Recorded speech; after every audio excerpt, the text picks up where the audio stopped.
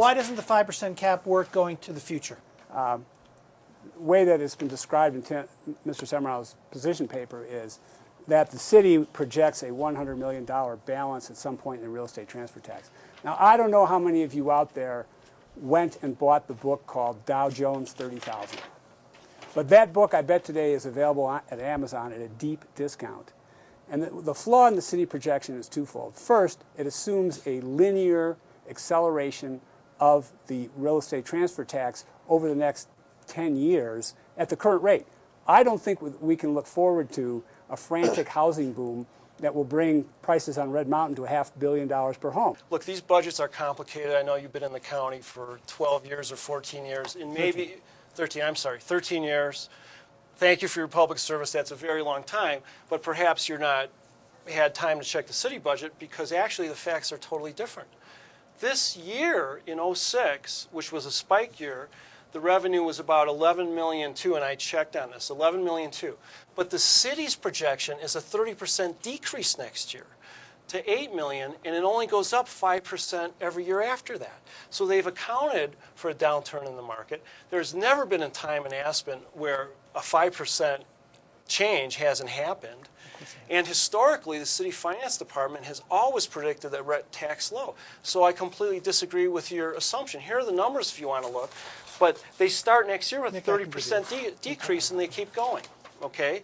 So your premise would be, I think, have some validity, but it just the whole start of it is wrong. Because here are the numbers if you want to look. It's just completely not right.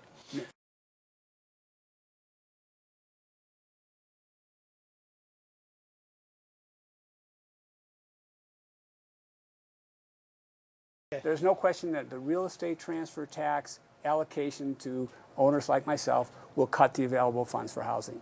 One of the reasons why the city projects a $100 million balance in the real estate transfer tax is right here in their projection. $137 million.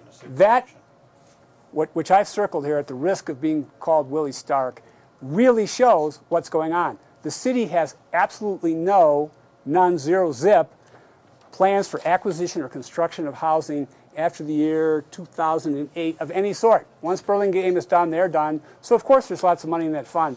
My plan, I would use that money instead for acquisition and construction. Gives me something to do. This projection, in my opinion, and I actually have a degree in accounting and took the CPA exam. And as I said before, I got the Burlingame budget to work, so I'm very familiar with what it costs to do real estate in this town.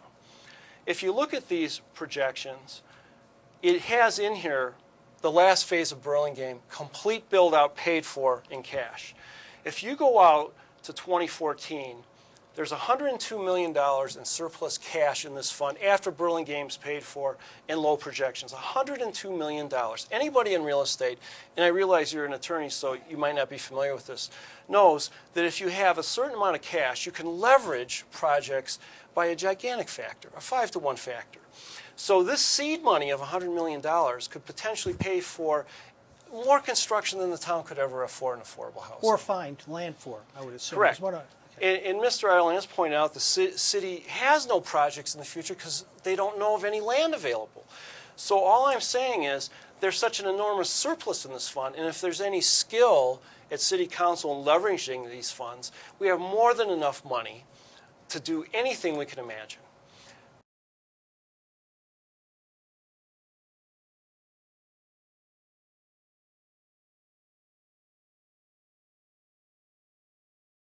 Finally, I think that this 5% represents an intergenerational transfer of funds, which means I'm taking from the next generation and their possible housing needs and transferring it to my current generation for our benefit. That's what we do in Social Security. That's what Tabor did. I think it's wrong. Philosophically, I disagree with intergenerational transfers of fund, of enriching my generation, myself, at the expense of future voters and future residents. Now, the third point that dovetails into this is this presumes some very large payments out of this fund for this increase in appreciation. That's not an assumption at all. That isn't based on this. First of all, it's voluntary for the city to buy it down. And there are not 800 sales a year.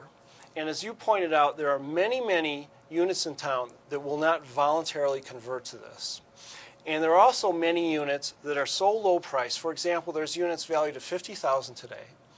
10 years from now, they'll be $75,000. That means in 2017, it'll be a $75,000 unit. If our prices and our guidelines are at that level, which they almost are, maybe the city chooses not to buy it down. So I don't see this as compromising anything. I see this as an opportunity for people to have a better life in this town. If the city can do it and meet its other goals, why not? So I don't believe it's a next generation transfer in the least. My name is Tim Semrau, and hopefully you've just watched the debate between myself and Mick Ireland. I know it's confusing, I know there's a lot of facts here, but I just want to point out three things. Number one, housing policy and tax policy is just that, policy. It is not a sacred covenant between you and the government. This is a policy that can change anytime we want. Number two, changing the appreciation is significant. If you take the average cost of a unit and make this change, it'll mean an extra $3,800 per year in appreciation to the average person in affordable housing. Over 10 years, that's $38,000. That's significant. Let me repeat that. $3,800 per year would be that change. The third thing to remember is, I've done the homework here. We can't get to our goal of housing 60% of our employees by building 279 units. There is more than enough money in the housing fund to do this and still have an adequate surplus to cover any buy downs in the future, any changes. So I ask you to consider all these facts and think about your future in affordable housing. Thank you.